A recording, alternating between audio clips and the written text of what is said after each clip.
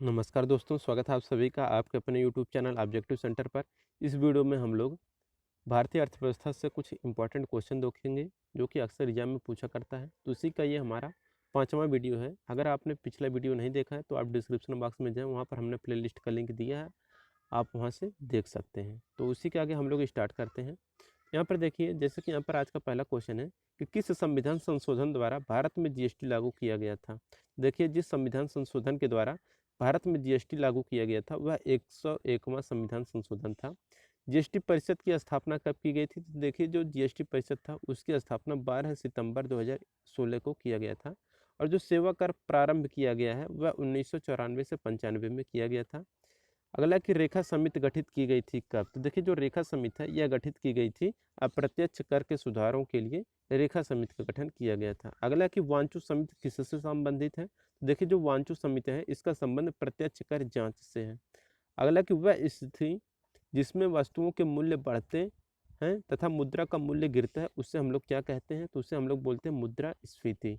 अगला है कि भारत में मुद्रास्फीति की माप की जाती है। तो देखिए, भारत में मुद्रास्फीति की जो माप की जाती है वह थोक मूल्य सूचकांक WPI के द्वारा की जाती है। अगला है कि वर्तमान में थोक मूल्य सूचकांक का आधार वर्ष क्या है? तो देखिए, वर्तमान में थोक मूल्य सूचकांक का जो आधार वर्ष है वह 2011 और 12 है। अगला कि मुद्रास्फीति के नियंत्रण के लिए RBI द्वारा प्रयुक्त शक्तिशाली साधन कौन सी है? तो यह ब्याज दरों को बढ़ाना है। मुद्रास्फीति के नियंत्रण के लिए RBI द्वारा प्रयुक्त किया गया शक्तिशाली साधन। ठीक। अगला कि मुद्रास्फीति से हानि किसको होता है? तो देखिए, अगर मुद्रास्फीति होता है तो उसमें जो ऋणदाता रहता है उसको हानि ज़्यादा होता है और मुद्रास्फीति से लाभ किसको होता है? तो जो ऋणी रहता है उसको लाभ ज़्यादा होता है। अगला कि सर्वप्रथम मुद्रा का चलन कब हुआ? तो देखिए, मुद्रा का जो चलन हुआ था वह 1542 में हुआ था, सर्वप्रथम मुद्रा का चलन। अगला कि भारत में सर्वप्रथम कागजी मुद्रा जो नोट होती है करेंसी का प्रचलन कब आया? यह 1862 ईस्वी में आया हुआ था। ये प्रचलन कागजी मुद्रा का जो चल रहा है ये 1862 से स्टार्ट हुआ था। अगला कि भारत में दाशमिक या दशमलव मुद्रा प्रणाली को कब अपनाया गया? तो 1 अप्रैल 1957 से अपनाया गया भारत में दाशमिक या दशमलव मुद्रा प्रणाली को। अगला कि अन्य मुद्रा की तुलना में स्वदेशी मुद्रा के मूल्य को घटना क्या कहलाता है? तो देखिए, अन्य मुद्रा की तुलना में स्वदेशी मुद्रा के मूल्य का घटना यह कहलाता है आपका अवमूल्यन। अगला कि मुद्रा अवमूल्यन का उद्देश्य क्या होता है? तो देखिए, मुद्रा अवमूल्यन का उद्देश्य होता है निर्यात को बढ़ावा देना, ठीक, आयात को कम करना। यही होता है मुद्रा अवमूल्यन का उद्देश्य। अगला कि भारतीय मुद्रा का अवमूल्यन कब कब हुआ था? देखिए, भारतीय मुद्रा का अवमूल्यन 3 बार हुआ था। एक तो 1949 में हुआ था, 1966 में हुआ था और 1991 में हुआ था। अगला है कि वह मुद्रा जिसमें शीघ्र प्रवास या पलायन की प्रवृत्ति होती है क्या कहलाती है? तो हॉट या गर्म मनी कहलाती है। अगला कि यूरो मुद्रा का प्रारंभ 11 देशों में प्रारंभ हुआ था। कब से हुआ था? तो 1 जनवरी 1999 में प्रारंभ हुआ था। वर्तमान में यूरो मुद्रा को अपनाने वाले राष्ट्रों की संख्या कितनी है? तो देखिए, वर्तमान में यूरो मुद्रा को अपनाने वाले राष्ट्रों की संख्या 19 है और जो 19वां देश है वह लिथुआनिया है। ठीक। अगला है कि सबसे महंगी मुद्रा कौन सी है? तो देखिए, इंग्लैंड की जो पाउंड स्टर्लिंग है वह सबसे महंगी मुद्रा है। अगला है कि वह मुद्रा जिसकी आपूर्ति मांग की अपेक्षा कम हो वह क्या कहलाती है? तो देखिए, वह मुद्रा जिसकी आपूर्ति मांग की अपेक्षा कम हो वह हार्ड करेंसी कहलाती है। ठीक। अगला कि वह मुद्रा जिसकी आपूर्ति मांग की अपेक्षा अधिक हो वह क्या कहलाती है? तो देखिए, वह मुद्रा जिसकी आपूर्ति मांग की अपेक्षा अधिक हो वह कहलाती है सॉफ्ट करेंसी। अगला कि ग्रेसम का नियम किससे संबंधित है? तो देखिए, जो ग्रेसम का नियम है यह मुद्रा के प्रचलन से संबंधित है। हालांकि सरकार द्वारा पुरानी मुद्रा को समाप्त कर नई मुद्रा चलाना क्या कहलाता है? तो देखिए, सरकार द्वारा पुरानी मुद्रा को समाप्त कर नई मुद्रा चलाना यह विमुद्रीकरण कहलाता है। हालांकि भारत में अब तक कितनी बार विमुद्रीकरण हुआ है? तो देखिए, भारत में अब तक विमुद्रीकरण हुआ है वह 3 बार, 1946, 1978 और 2016 में विमुद्रीकरण हुआ है। बाजार के नियम के प्रतिपादक कौन है? तो देखिए, बाजार के नियम के जो प्रतिपादक हैं जेबी से हैं, जेबी से हैं। ठीक। हवाला क्या है? तो देखिए, हवाला क्या है कि मुद्रा विनिमय का अवैध कारोबार ही हवाला कहलाता है। तो मुद्रा विनिमय का अवैध कारोबार हवाला कहलाता है। हालांकि मुद्रा स्वयं मुद्रा का निर्माण करती है, यह परिभाषा किसने प्रस्तुत किया था? तो मुद्रा स्वयं मुद्रा का निर्माण करती है इसे कहा था क्रोमर ने। अगला कि ऐच्छिक मुद्रा क्या कहलाती हैं? तो देखिए, जो ऐच्छिक मुद्रा होती हैं वह शाख मुद्रा कहलाती हैं। कानूनी मुद्रा को क्या कहा जाता है? तो देखिए जो कानूनी मुद्रा होता है उसे हम लोग फ्लैट मनी कहते हैं। जो प्लास्टिक मनी है वो कौन सा है? तो देखिए जो क्रेडिट कार्ड होता है यह प्लास्टिक मनी कहलाता है। ब्लैक मनी क्या है कि जो अघोषित धन होता है उसी को हम लोग ब्लैक मनी कहते हैं। स्मार्ट मनी का अर्थ क्या होता है? तो देखिए जो स्मार्ट मनी होता है वह क्रेडिट कार्ड से होता है। स्मार्ट मनी क्रेडिट कार्ड से रिलेटेड है। अगला कि मुद्रा आपूर्ति की सर्वाधिक तरल माप क्या है? तो देखिए मुद्रा आपूर्ति की सर्वाधिक तरल माप जो है वह M1 है। अगला है कि मुद्रा पूर्ति में विस्तृत मुद्रा क्या कहलाता है? तो वह M3 कहलाता है। अगला कि भारत का सबसे अधिक विदेशी मुद्रा व्यय होता है कहाँ पर? तो देखिए कच्चा तेल के आयात पर होता है। ठीक। अगला कि भारतीय निर्यात का सबसे महत्वपूर्ण मद क्या है? तो देखिए भारतीय निर्यात का जो सबसे महत्वपूर्ण मद है वह है पेट्रोलियम उत्पाद। तो पेट्रोलियम उत्पाद यहाँ पर करेक्ट हो जाएगा। अगला कि भारत सर्वाधिक आयात किस देश से करता है?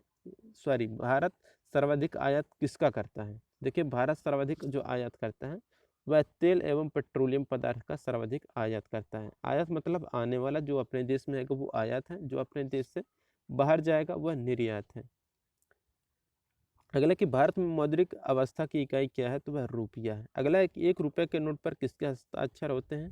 तो देखिए जो 1 रुपये के नोट होते हैं उस पर वित्त सचिव के हस्ताक्षर होते हैं, और जो 1 रुपये से अधिक के सभी मूल्य के नोटों पर जो हस्ताक्षर होते हैं उसके जो हस्ताक्षर होते हैं वह RBI के गवर्नर का हस्ताक्षर होता है। तो 1 रुपये का जो नोट रहेगा उस पर वित्त सचिव, उससे ऊपर का जो भी रहेगा वो RBI के गवर्नर का रहता है। RBI द्वारा निर्गत सभी नोटों पर उसका मूल्य कितनी भाषाओं में लिखा होता है? तो 17 भाषाओं पर लिखा होता है। अगला कि 1 रुपये के नोट व सिक्के जारी किए जाते हैं। तो भारत सरकार या वित्त मंत्रालय द्वारा 1 रुपये के नोट व सिक्के जारी किए जाते हैं, भारत सरकार या वित्त मंत्रालय के द्वारा। अगला है कि गिल्ट एज्ड बाजार किससे संबंधित है? तो सरकारी प्रतिभूतियों के व्यापार या क्रय विक्रय से संबंधित है। अगला है कि निर्यातकों एवं आयातकों को वित्तीय सहायता कौन प्रदान करता है? तो देखिए निर्यातकों एवं आयातकों को जो वित्तीय सहायता प्रदान करता है वह निर्यात आयात बैंक प्रदान करता है। निर्यात आयात बैंक की स्थापना कब हुई थी? तो देखिए निर्यात आयात बैंक की स्थापना, यानी कि निर्यात आयात बैंक जो है वह एग्जिम बैंक है। ठीक। तो इसकी स्थापना कब की गई थी? तो 1 जनवरी 1982 में की गई थी। भारत में जीवन बीमा देन है किसकी है? तो यह ब्रिटेन की देन है, जीवन बीमा।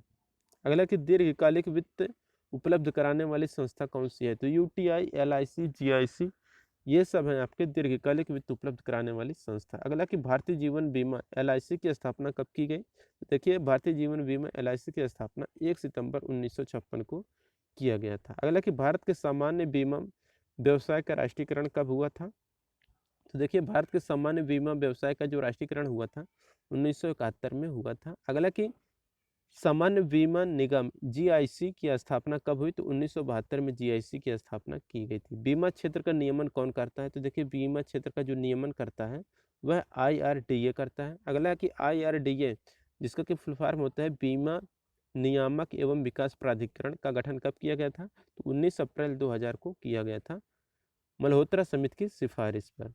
अगला कि सबसे बड़ा म्यूचुअल फंड संगठन कौन सा है? देखिए सबसे बड़ा म्यूचुअल फंड संगठन जो है वह UTI है, जिसका नाम होता है भारतीय यूनियन ट्रस्ट, यानी कि यूनियन ट्रस्ट ऑफ इंडिया। ठीक। तो भारत यूनियन ट्रस्ट UTI की स्थापना हुई थी कब? तो 1 फरवरी 1964 को हुआ था, जिसका कि मुख्यालय मुंबई में पड़ता है। तो UTI का मुख्यालय मुंबई में है। अगला है कि भारत का पहला म्यूचुअल फंड कौन है? तो US64 है भारत का पहला म्यूचुअल फंड। भारत का प्रतिभूति मुद्रालय, सिक्योरिटी प्रिंटिंग प्रेस तथा बैंक नोट प्रेस कहाँ पर स्थित है? तो देखिए भारत का प्रतिभूति मुद्रालय जो है, ठीक, यह आपका है नासिक में, और सिक्योरिटी प्रिंटिंग प्रेस है आपका हैदराबाद में, और बैंक नोट प्रेस जो है ये आपका देवास में पड़ता है। ठीक। भारत में करेंसी नोटों का मुद्रण एवं आपूर्ति की जाती है। तो सिक्योरिटी प्रेस नासिक के द्वारा करेंसी नोटों का मुद्रण एवं आपूर्ति की जाती है। अगला कि भारत में सिक्का बनाया जाता है। तो देखिए भारत में जो सिक्का बनाया जाता है मुंबई, कोलकाता, हैदराबाद और नोएडा में सिक्का बनाया जाता है। अगला है कि सरकारी समितियों का ढांचा है। तो देखिए सरकारी समितियों का जो ढांचा है वह त्रिस्तरीय है। नगदी में प्राप्त मजदूरी है, मौद्रिक मजदूरी है, नगदी में प्राप्त मजदूरी। अगला कि पूंजी साधन का प्रतिफल क्या होता है? तो देखिए पूंजी साधन का जो प्रतिफल होता है वह ब्याज होता है। अगला कि आर्थिक समृद्धि का अर्थ क्या है? तो देखिए आर्थिक समृद्धि का अर्थ होता है उत्पादन में वृद्धि। रिजर्व बैंक की स्थापना की गई थी। तो देखिए जो रिजर्व बैंक की स्थापना की गई थी 1 अप्रैल 1935 को किया गया था। कब किया गया था? तो हिल्टन यंग आयोग के सिफारिश पर किया गया था। तो दोस्तों ये कुछ इंपॉर्टेंट क्वेश्चन थे जो कि अक्सर एग्जाम में पूछा करते हैं। अगर वीडियो अच्छा लगा तो वीडियो को जरूर लाइक करिए और अपने दोस्तों के साथ शेयर करिए। इसका अगला वीडियो देखने के लिए आप प्लेलिस्ट में जाएं, आप इसका अगला वीडियो देख पाएंगे। ठीक, वीडियो अच्छा लगा हो तो वीडियो को जरूर लाइक करिए, अपने दोस्तों के साथ शेयर करिए। मिलेंगे नेक्स्ट वीडियो में। Thank you.